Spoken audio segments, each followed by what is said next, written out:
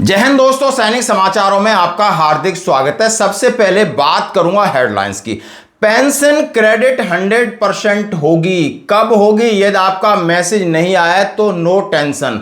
बहुत सारे लोग हमें कॉल कर रहे हैं, आखिर पीसीडीए ने क्या दिया जवाब। और 39 साल पुराना कम्यूटेशन रिकवरी के फॉर्मूले में बदलाव की जबरदस्त मांग की है कि यह तर्क सही नहीं है, आप तर्कों में पहले बदलाव करिए, उसके बाद टाइम पीरियड की बात बाद में होगी। गजट नोटिफिकेशन है जारी। हाँ जी दोस्तों, पासपोर्ट के ऊपर भारत सरकार का गजट नोटिफिकेशन है। आखिर अब इसके क्या हैं नए नियम, और साथ में बात करूंगा ऑपरेशन सिंदूर पर जवानों की शहादत को लेकर नेतागिरी, और मैं मजाक कहूंगा। हाँ जी दोस्तों, क्यों मजाक कहूंगा कि यह वीडियो आपकी आंखें खोल देगा कि राजनेता इतने बड़े पद पर बैठ करके किस प्रकार की बातें कह रहे हैं और उनके बातों में कितना विरोधाभास है, वो आप खुद निर्णय लेंगे। और दोस्तों, फिल्मी स्टाइल में एक बस के ड्राइवर को हार्ट अटैक आता है और वहां पर बैठा हुआ एक जवान किस तरह बस को संभालता है और 50 लोगों की जिंदगी बचाता है। तो आइए दोस्तों, खबरें करते विस्तार से। सबसे पहले मैं बात करूंगा पेंशन को लेकर। इस बार पेंशन आपकी 30 जून को क्रेडिट होगी। 23 जून को एडवांस मैसेज आ गया था। अब परेशानी और हैरानी की बात यह है कि यह मैसेज लगभग 50% लोगों तक पहुंचा है। 50% लोगों के पास ये मैसेज नहीं गया है। अब नहीं गया तो उनकी चिंता है। स्वाभाविक है कि हर महीने आपका एडवांस मैसेज आ जाता था। जिसका नहीं आया वो परेशान, हमें कॉल कर रहे हैं। हमने पीसीडीए में बात किया, उन्होंने कहा कि कहीं ना कहीं कोई टेक्निकल इशू है। पेंशन 100% आपकी 30 जून को आ जाएगी। यानी जितने लोग इस बात को लेकर हैरान हैं, परेशान हैं कि मेरी पेंशन आएगी या नहीं आएगी, बिल्कुल आएगी। आपकी पेंशन आपके खाते में 30 जून को आएगी। यानी आज 28 तारीख है, यानी परसों आपके खाते में पेंशन आ जाएगी। आपको टेंशन नहीं लेना है कि मैसेज अब आएगा या नहीं आएगा। फिर भी आपको लगता है कि मुझे एक बार पीसीडीए से बात करना है, तो आज संडे है, कल मंडे को आप बात कर सकते हो। नंबर आपके नीचे फ्लैश हो रहे हैं, 1800-180-5325, और एक और दूसरा नंबर है, तो इनके ऊपर बात कर सकते हो। वो आपको संतुष्टि करा देंगे, तो टेंशन नहीं लेना। अब मैं बात करूंगा 15 साल की बजाय 11 साल कम्यूटेशन बहाल करने की मांग फिर 8वें वेतन आयोग के सामने रखी गई है, और यह मुद्दा पहले से कंसीडर किया हुआ है। उन्होंने कहा 39 वर्षों में क्या बदलाव आया। आपने इस फॉर्मूले को 39 साल पहले, और 39 साल पहले के जो फैक्टर हैं वो सारे फैक्टर बदल गए हैं, तो इसमें भी आप बदलाव करिए।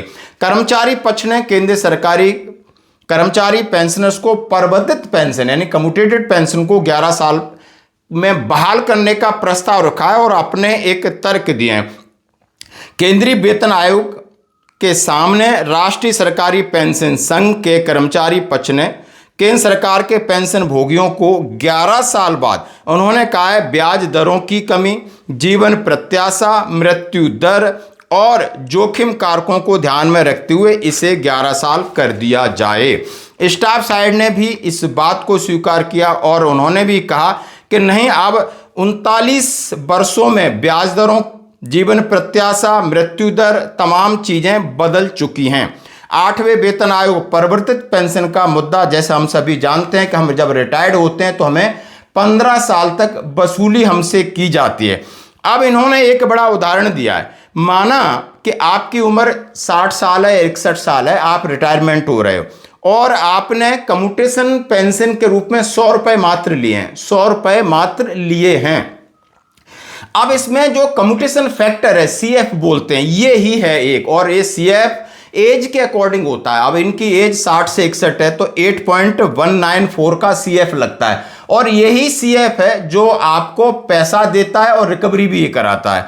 अब इन्होंने कहा है जिस तरीके से इन्हें जो वैल्यू मिलती है 100 रुपए की, वो 9,833 रुपए मिलती है। कितनी मिलती है? 9,833 मिलती है। यदि आप 100 रुपए महीने की ईएमआई देते हो, जिस तरीके से हमारी पेंशन है उसका पेंशन का आधा कम्यूटेटेड कराते तो हमारी लाखों में वैल्यू मिलती है। 100 रुपये देते हैं तो 9,833 मिलते हैं।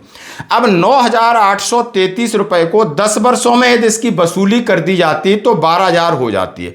10 वर्षों में वसूली 12,000 हो जाती है। 9,800 को 12,000 सरकार के पास मिल जाती है। अब 15 साल तक जो सरकार करती है तो वो 9,833 दें और 18,000 आपसे वसूल करती। ये जो एग्जाम्पल सरकार के सामने रखा है ये कहाँ तक सही है?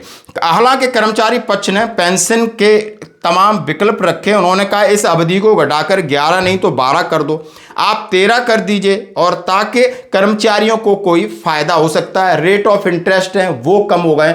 यानी इस पहल को, ये जो पहल है ये दोबारा कंसीडर हुई है। अब इसके ऊपर क्या डिसीजन आएगा ये बात की बात है। धन्यवाद दोस्तों। अब मैं आपके सामने बात करूंगा पासपोर्ट को लेके एक गजट नोटिफिकेशन निकला है। अब ये गजट नोटिफिकेशन है, आप देख सकते हो, और ये परसों का निकला हुआ है, यानी जून 25 को निकला हुआ है।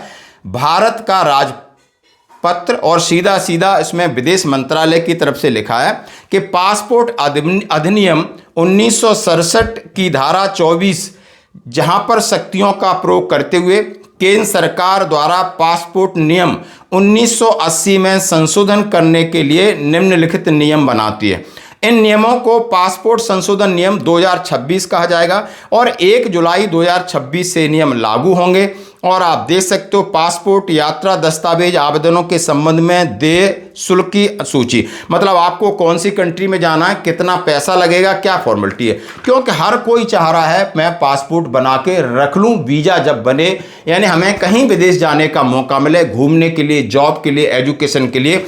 तो ये नया नियम लागू हो गया है और ये नया नियम 1 जुलाई 2026 से प्रभावी है और नियम 2026 में अमेंडमेंट करके उन्होंने गजट नोटिफिकेशन निकाल दिया है। इसके ऊपर बहस छिड़ी हुई है, क्या ये आपको इस बात का प्रमाण है कि आप भारत के नागरिक हैं? तो सरकार ने यह भी डिनाई किया है कि नहीं, ये आपकी नागरिकता का प्रमाण नहीं है और इसका ये संशोधन लेटर गजट नोटिफिकेशन आप देख सकते हो। धन्यवाद।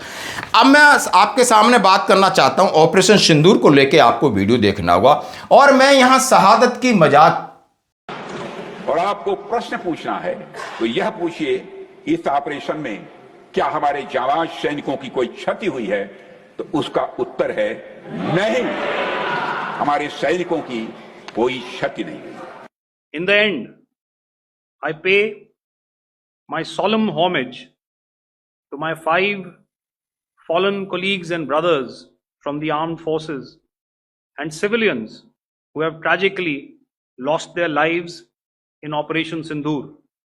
इस ऑपरेशन सिंदूर में हमारे पास ये लिस्ट है, हमारे 10 जवान शहीद हुए हैं, लेकिन राजनाथ सिंह जी ने ये कहा, संसद में बोला कि हमारे किसी भी जवान की, सैनिक की कोई भी क्षति नहीं हुई है। ये 10 जवान, इनके परिवार सवाल पूछ रहे हैं पूरे देश में कि राजनाथ सिंह जी, मोदी जी और अमित शाह जी, आप अपने देश के शहीदों का भी सम्मान नहीं कर पाए, मान और सम्मान नहीं कर पाए, उनकी एक्नॉलेजमेंट नहीं कर पाए कि उन्होंने अपने देश के सुरक्षा के लिए, हित के लिए अपनी जान दे दी, और आपने उनकी शहादत को भी एक्सेप्ट करने से इनकार कर दिया। यानी अभी सरकार ने कहा है कि यहां अभी 6 जवान शहादत हुए थे, उसमें सूबेदार मेजर पवन को मिलाकर एक अग्निवीर, 3 और एक एयरफोर्स का। उसके आप देख सकते हो यही सवाल जब ऑपरेशन सिंदूर के बाद लोकसभा के अंदर पूछा गया था तो हमारे माननीय रक्षा मंत्री जी ने क्या कहा है या क्या कहलवाया गया है या शायद कम्युनिकेशन की कमी रही है, उन्होंने सिरे से खारिज किया था कि ऑपरेशन सिंदूर में हमारा कोई भी जवान शहीद नहीं हुआ है।